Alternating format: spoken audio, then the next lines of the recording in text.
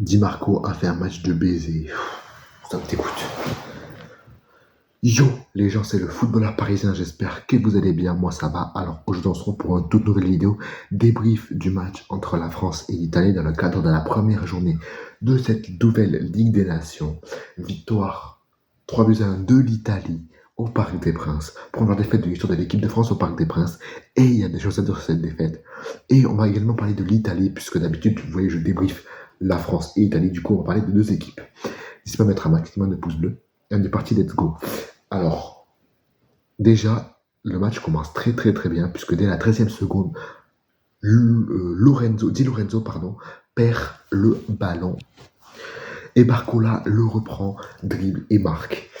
On ouvre le score. La France a très bien commencé pendant 20 minutes. On s'est dit, allez, pourquoi pas. Très bon début de match. Mais derrière, ça s'est écroulé parce que l'Italie s'est réveillée et l'Italie s'est montrée mordante. L'Italie s'est montrée solide. L'Italie s'est montrée réaliste. On va pas se mentir, le but de Di Marco est magnifique. C'est une erreur encore de placement de Jonathan Klaus. Jonathan Klaus que j'ai trouvé son match pas exceptionnel du tout même. Comme la plupart des Bleus d'ailleurs. Mais en parlant de ce but en particulier, il ne trouve pas pourquoi il suit Konaté.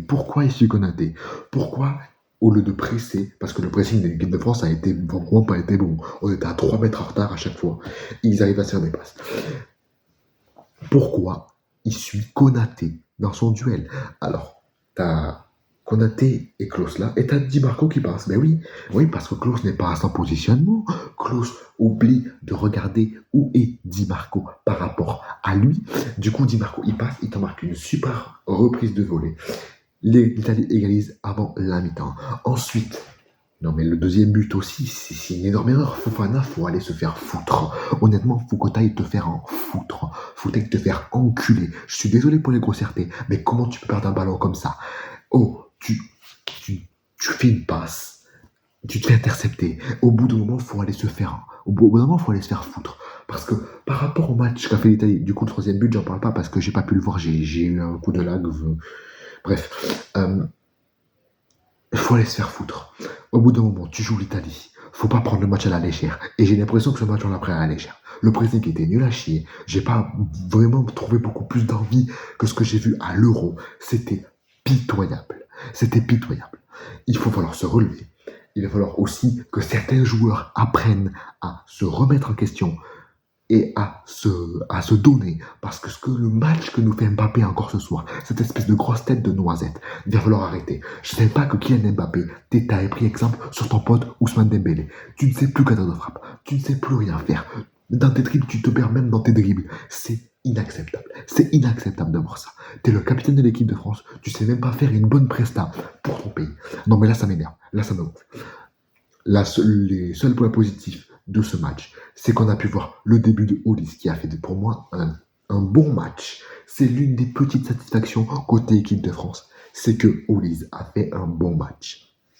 Tout comme Bradley Barcola qui a essayé, il a marqué un but, il a essayé, il a provoqué, mais il ne peut pas jouer tout seul, il ne peut pas jouer à deux tout seul.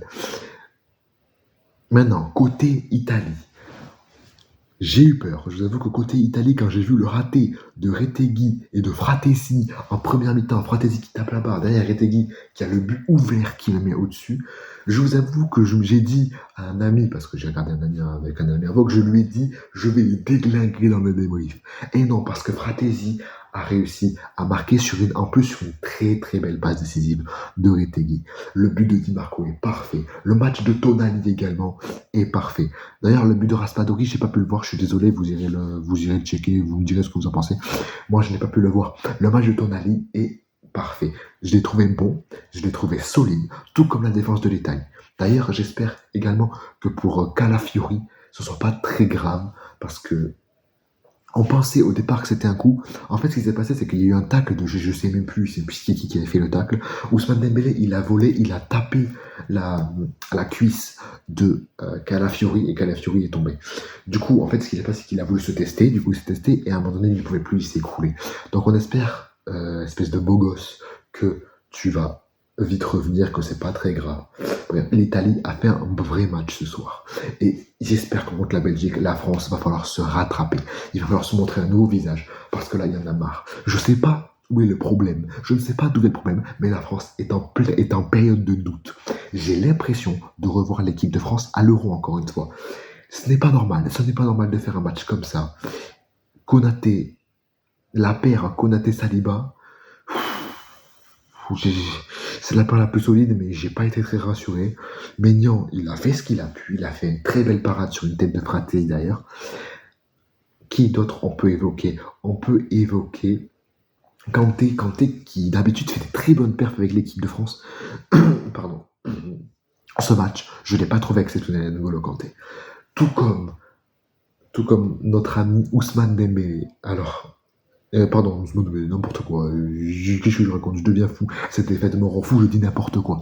Pas Ousmane Dembélé, cette espèce de grosse tête de noisette. Alors écoute-moi, espèce de grosse tête de noisette. Tu vas arrêter d'être perturbé. Parce que depuis que tu as dit, ouais, vous voyez un gars perturbé, il n'y a pas une seule période de performance. Allez, une seule avec le Real. Une seule avec le Real. C'est contre qui? Contre qui? Contre le Betis. Contre le Betis. Il va falloir Mbappé, il va falloir te montrer beaucoup plus. J'arrive même plus à parler. J'arrive même plus à parler.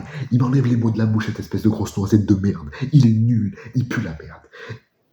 Il a fait un match de merde. Oui, je lui crache dessus parce que lui, il doit mener l'attaque.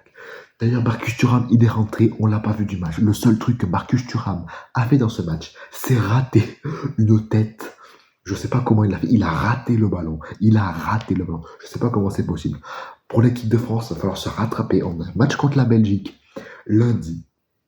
Il va falloir se rattraper. Pour l'Italie, il faut continuer comme ça. Parce que c'est un match très solide derrière. C'est très solide. Donnarumma a fait un excellent match. Enfin, il a fait un excellent match, il a fait son match, quoi.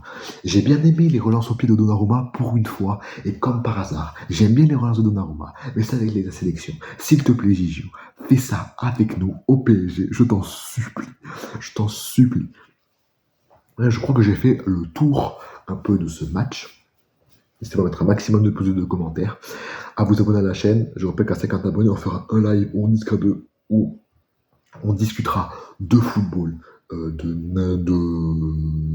football en général, PSG, équipe de France, Marseille, Barça, Italie, bref, de tout de football. N'hésitez pas également à vous abonner à ma chaîne principale qui est dans la description, bientôt 1000 abonnés, je compte sur vous d'ailleurs. Si vous n'êtes pas abonné à ma chaîne principale et que vous aimez le gaming, n'hésitez pas à y aller, dans la description. Et n'hésitez pas également à aller voir la dernière vidéo qui est sortie jeudi, oui, elle est sortie jeudi la dernière vidéo, avec mon frérot Leblanc Granassia, où on fait un bilan du mercato du Paris Saint-Germain. Bref, sur ce, c'était le football à parisien. Prenez soin de vous. On se retrouve un mardi à 16h pour le débrief de France-Belgique, parce que je ne pense pas, alors je vous le dis maintenant, je ne pense pas faire le débrief de Italie-Israël, tout simplement, parce que c'est en même temps que l'équipe de France, et je ne peux pas faire tout à la fois, je ne suis pas un robot. Je suis désolé s'il n'y a pas de débrief de deuxième match de Ligue des Nations de l'Italie. Bref, c'était le football à parisien. Prenez soin de vous. On se retrouve mardi 16h pour le débrief du coup de France-Belgique. Ciao les amis.